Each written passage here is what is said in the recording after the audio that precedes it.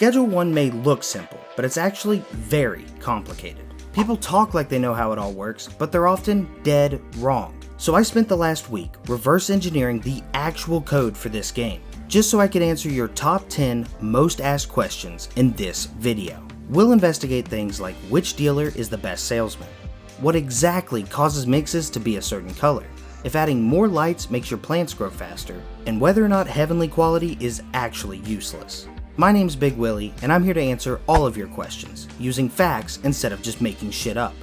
Let's get into it. Slackers asked if there was an effect called lethal, or if that was just a myth. And Slacker, I have an answer for you, but only because you said the magic words. There is actually an effect in the game called lethal, but you can't get it by mixing ingredients. The only way to get this effect is editing your save file and changing the properties on one of your products. I want to point out that the lethal effect is not the same as the explosive effect. People get that confused a lot, but the lethal effect is actually something entirely different, and much more gruesome.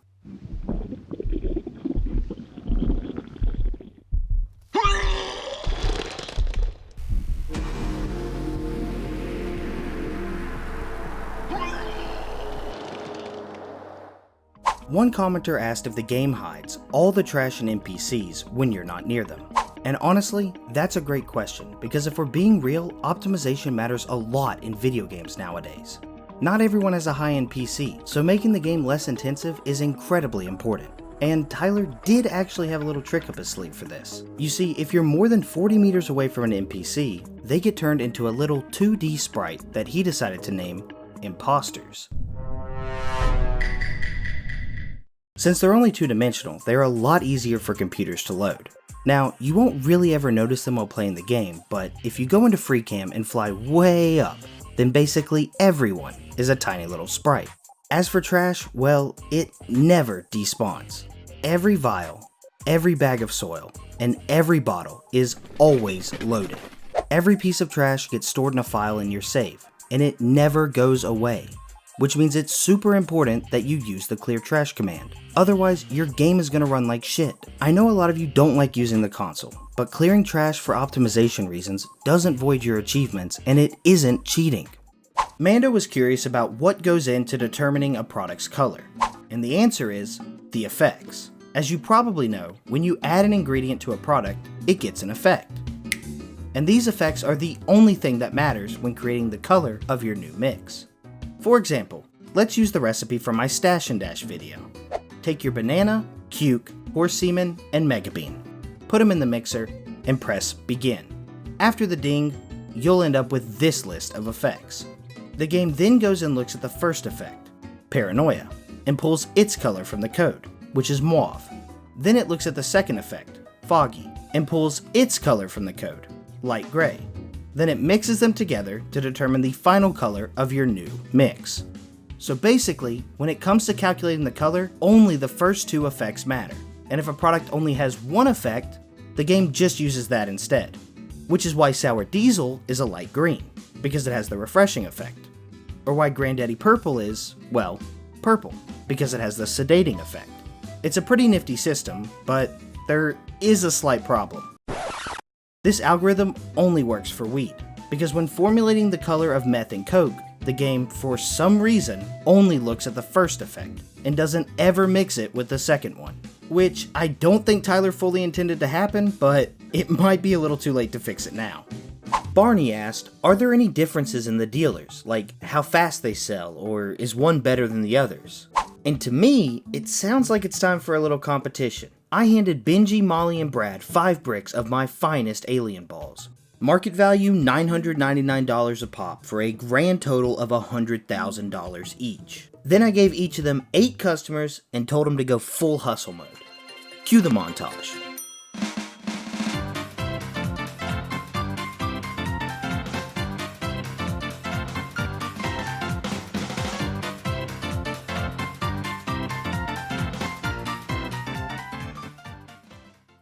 And the winner is nobody. Seriously, they all ended up in the exact same ballpark. Benji pulled in $102,000, Molly made $106,000, and Brad hit $101,000. So yeah, Basically a three-way tie, but here's where it gets interesting. Remember that I gave them $100,000 worth of product, but they ended up making more than that. So what happened to their 20% cut? Well, this experiment confirmed three things. 1.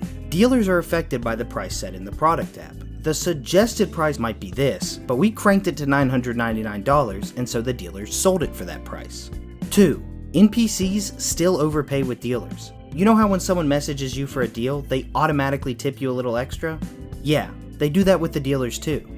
And 3. There is no difference between the dealers. Whether it's Brad, Molly, or our boy Benji, they're all slinging bricks like pros. Refuge wanted to know a bit more about the health system, since we can't actually see our HP bar. And the health system is actually pretty simple. You start with 100 HP, and when you take damage, you lose some of that HP. The game then waits 30 seconds and starts regenerating your health at a very slow 0.5 per second. So if you get badly hurt, it can take up to 3 whole minutes to get back to full health. There is a bit of a cheat code though. If you drank a Cuke, you immediately restore 30 HP, so the fastest way to regen is actually just to drink soda. It is heaven in a can after all. Lord Bell noticed that having heavenly quality drugs seemed to increase the success rate of completing a direct deal. And they also asked if there was any proof of this being accurate. And yes, this is actually 100% true. When I went out and tested it, every increase in quality also increased the success rate. The poor quality product was only 75%, but standard got us up to 79%, and premium ended up being 85%. However, heavenly product was all the way up to 88%. So when doing street deals and samples, quality does matter, even if you meet the threshold. And there is a difference between premium and heavenly. But quality isn't the only thing that affects this percentage. You see, when you place a product into the deal menu, the code runs an algorithm that looks at every single factor. Quality, addiction, price, friendliness, preferred effects, and which drug that character enjoys the most. And people still think going all the way to heavenly is useless. Please. Major asked if I'd ever tried 4 lights on a single plant, and if more lights meant faster growth. So I did what any normal person would do. I built a contraption with more rack than Sydney Sweeney, because apparently it takes 9 of them just to hold 4 lights in place. But then I got to thinking, we can do better. We can do brighter. I decided to build a setup so bright, it would look like God's waiting room. Behold, our test subject, an angel, basking in holy radiance. And over there, the control group, the cuck, shunned, alone, and probably listening to My Chemical Romance. Let's see who wins.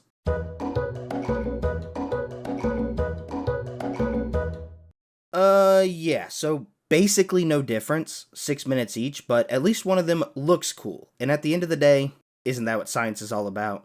Toth wanted to know how much money actually drops from ATMs when you hit them with a bat. And this one is actually pretty easy to answer. Here's a code snippet explaining exactly how it works. When you break the ATM, Unity generates a random number between 2 and 9, and then it spits out that amount times 10 from the machine.